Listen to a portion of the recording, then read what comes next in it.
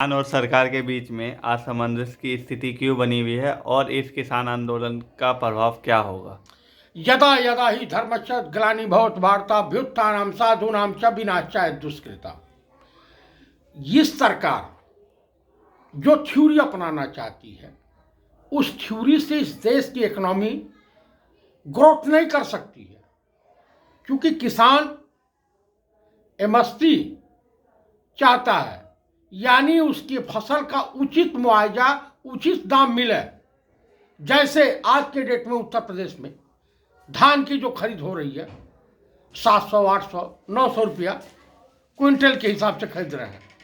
गेहूं जो पिछड़ा है उसकी कीमत मार्केट में 1200, 1300 रुपये में लोग खरीद रहे हैं।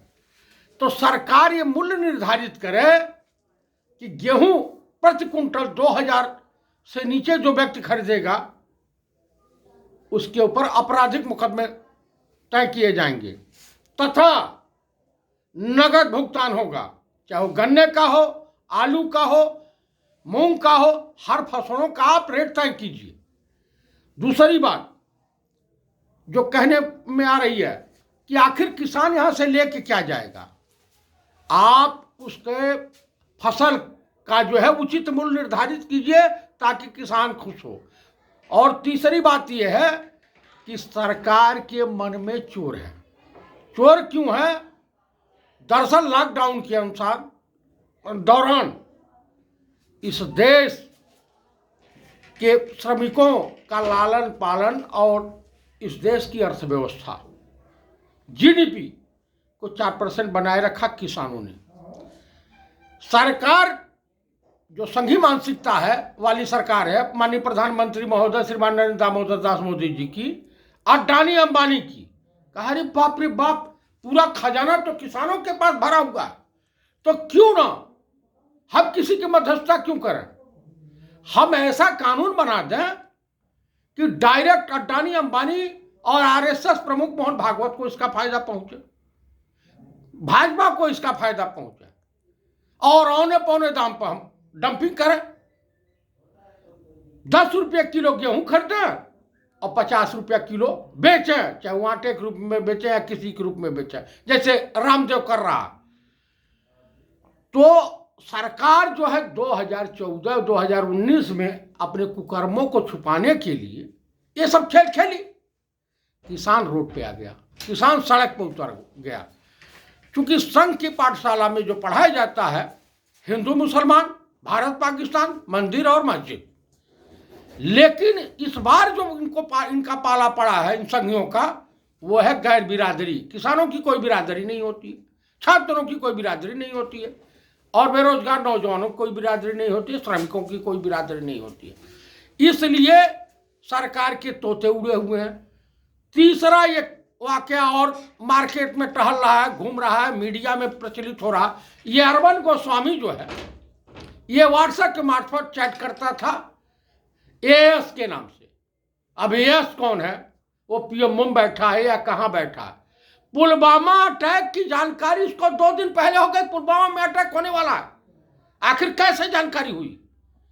ये गृह मंत्रालय और भारत सरकार, माननीय मोदी जी की सरकार बतावे कि क्या अर्णव गोस्वामी जैसे पत्रकार, अर्णव गोस्वामी हो, जयराम कश्यप हो, चित्रा त्रिपाठी हो, संदीप क्या बोलते हैं दीपक चौरसिया हो, या इस टाइप के और जो श्वेता सिंह है और तमाम अरविंद गोस्वामी हैं, उसके बाद जो है अमीश देवगन है, रोहित सरदाना है, जो सरकार की सारे पे काम कर रहे हैं, ये क्या ये साई के एजेंट हैं कि इनको जो है सर्जिकल स्ट्राइक की पहले जानकारी हो जाती है, इनको पुलवामा में अटैक होगा उसकी जानकारी हो जाती है? ये एएस कौन है?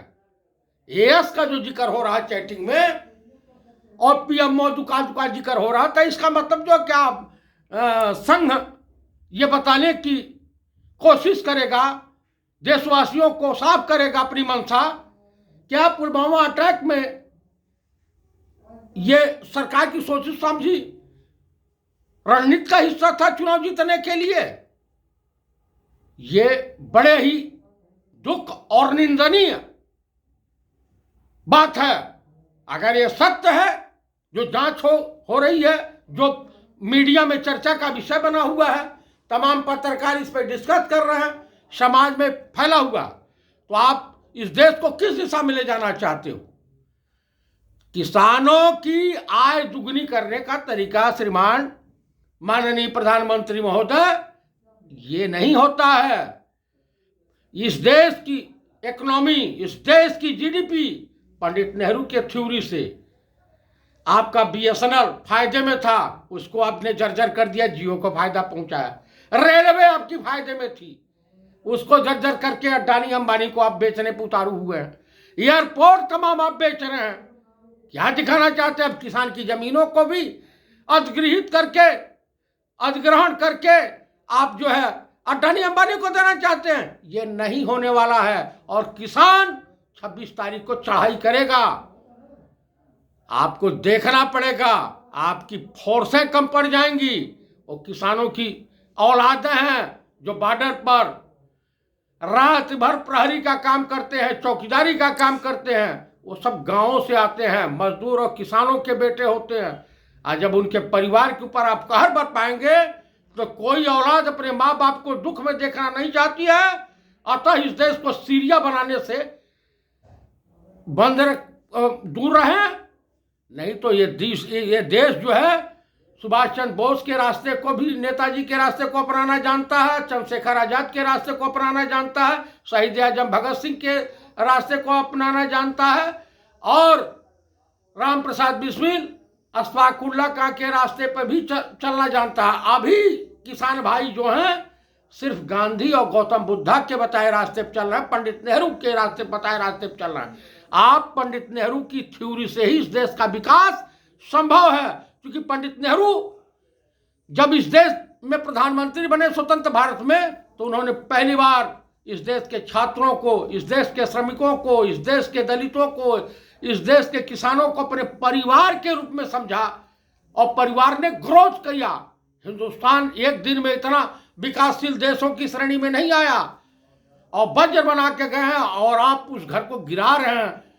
हमारे वहां देहातों में कहावत है कि जो व्यक्ति अपने बाप की सजोई हुई धरती को बेचता है उसे नालायक और नकारा कहा जाता है। माननीय प्रधानमंत्री महोदय, श्रीमान होश में आ जाइए। किसानों से दुश्मनी ठीक नहीं है, किसानों से मिलजुल करके इस समस्या का समाधान करें। और तीनों कृषि किसान विरोधी बिल जो है इसे वापस ले लें, तत्काल पार्लियामेंट की आहूत करें, बुलावे इमरजेंसी में और वापस ले। देशवासियों से आप माफी मांगे और अरविंद गोस्वामी जैसे और एएस जैसे गद्दारों को आप सजा दिलवाने का करें।